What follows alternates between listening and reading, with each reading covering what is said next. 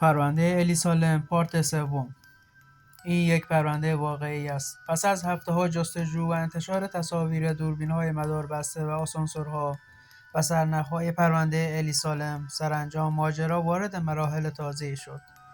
مهمانان هتل بعد از یک هفته و همینطور در ادامه روزها از تغییر رنگ و طعم آب به بخش مدیریت هتل شکایت کردند.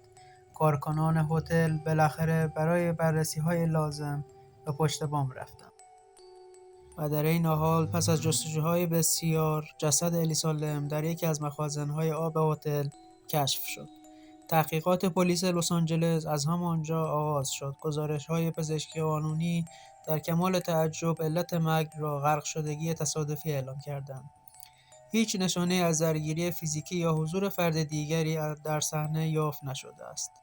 در بررسی‌های پزشکی قانونی مشخص شده است که الی سالم به اختلال دوقطبی مبتلا بوده و در روزهای پیش از حادثه داروهای خود را به صورت منظم مصرف نمی‌کرده است.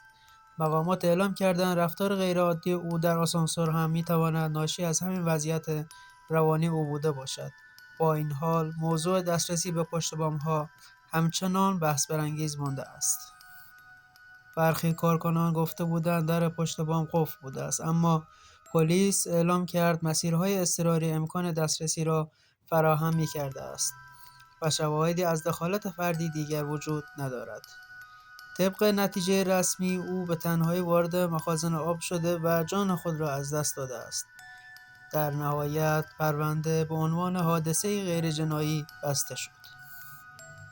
اما چیزی که ذهن بسیار از عموم را درگیر کرده است این است که چگونه او در مخزن عمیق آب گرفتار شده بود و چرا روایت‌ها درباره قفل بودن در پشت بام یکسان نبوده است و چرا تصاویر آسانسور سالها بعد هنوز برای بسیاری قانع کننده نیست.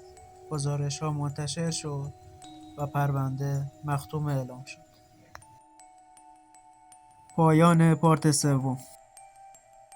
این یک مستند واقعی بود که در 3 پارت تقدیم نگاهتون شد. امیدوارم دوست داشته باشید و برای ویدیوهای بعدی کانال من رو دنبال کنید.